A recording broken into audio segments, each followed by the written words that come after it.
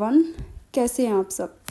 तो आपको पता ही होगा कि अभी CSIR UGC नेट का रिज़ल्ट आया है आज, जो जून 2025 वाला एग्ज़ामिनेशन था उसका रिज़ल्ट आया है। तो मैंने सोचा कि मैं अपना रिज़ल्ट भी आप सबको दिखा दूं। तो मैंने दिया था जॉइंट CSIR UGC एग्ज़ाम 2023। इसको जॉइंट इसलिए बोल रहे हैं क्योंकि दिसंबर 2022 और जून 2023 दोनों ये मर्ज थे, क्योंकि कोरोना की वजह से इनका साइकिल बिगड़ा हुआ था पूरा, और ये मर्ज साइकिल था। ठीक है, तो इसमें मेरा क्लियर हुआ था नेट और JRF दोनों, ऑल इंडिया रैंक 138। ठीक है, मैं अपना सर्टिफिकेट दिखा देती हूँ आपको। ये मेरा लेक्चरशिप के लिए सर्टिफिकेट है, असिस्टेंट प्रोफेसर भी बोल सकते हैं इसको। ठीक है, तो ये लाइफ टाइम के लिए वैलिड होता है। ठीक है, और ये JRF का अवार्ड लेटर होता है, ये 3 साल तक के लिए वैलिड होता है। यानी आपका अगर UGC से क्लियर है तो आपका 3 साल तक के लिए वैलिड है, और अगर आपका CSIR से क्लियर है तो आपका 2 साल तक के लिए वैलिड होता है ये JRF का सर्टिफिकेट। ठीक है, लेकिन जो असिस्टेंट प्रोफेसर का होता है वो लाइफ टाइम के लिए वैलिड होता है। यानी लाइफ टाइम अगर आप कोई वैकेंसी निकलती है असिस्टेंट प्रोफेसर की और आपकी एज ओवर नहीं हुई है तो आप उसके लिए अप्लाई कर सकते हो। ठीक है, ये मेरा स्कोर कार्ड था जो रिज़ल्ट आने से पहले आता है। ठीक है, तो इसमें रैंक और रिज़ल्ट मेंशन नहीं है। तो आप देख सकते हैं इसमें 1,05,478 कैंडिडेट्स ने रजिस्टर किया था और 78,168 इसमें अपीयर हुए थे। तो इन सब में मेरी 138 रैंक थी और मेरे जो परसेंटाइल था वो 98.99 था। ठीक है, आप यहाँ पे मेरी रैंक भी दे सकते हो। क्लियर नहीं है, ये स्क्रीनशॉट है। तो 138 मेरी रैंक थी। ठीक है, तो भाई मैं ये कहना चाहती हूँ कि आप कितना ही बड़ा कोई एग्ज़ामिनेशन क्यों ना क्लियर कर लें, आपकी कोई गारंटी नहीं है कि आपको क्लियर करते ही आपको जॉब मिल जाएगी। ठीक है, क्योंकि भाई एक कंपटीशन आप क्लियर कर रहे हो। ठीक है, इतने बच्चों में आपने ये कंपटीशन क्लियर कर दिया, आपने नेट JRF कर लिया। ठीक है, तो आपके पास 2 ऑप्शन हैं, एक PhD और एक वैकेंसी का वेट करो, या फिर आप प्राइवेट के लिए अप्लाई करो। ठीक है, PhD मैंने इसलिए नहीं की क्योंकि मेरे पर्सनल रीज़न थे, इसकी वजह से मैं ज्वाइन नहीं कर पाई PhD। ठीक है, वरना मेरे को स्कॉलरशिप मिलती अभी। ठीक है, मैं इसलिए ज्वाइन नहीं कर पाई।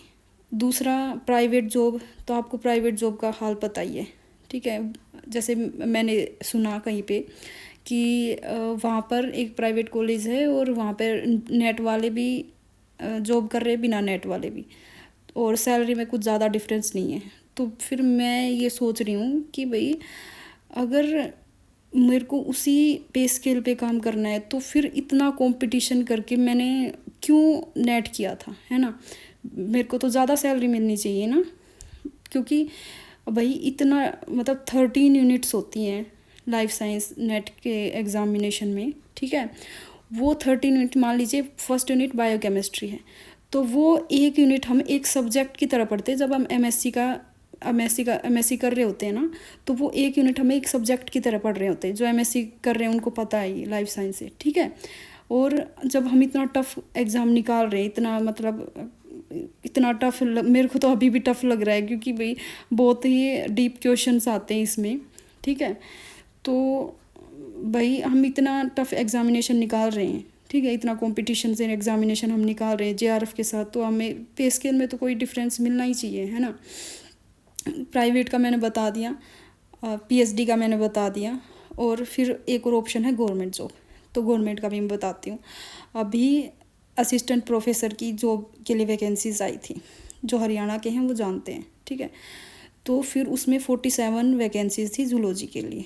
ठीक है, तो प्रीलिम में मेरे 100 में से 60 नंबर, 60.7 यानी 60.7 मार्क्स आए मेरे। ठीक है, और कट ऑफ थी 66.5 पे। फाइन, तो भाई ठीक है, नहीं हुआ।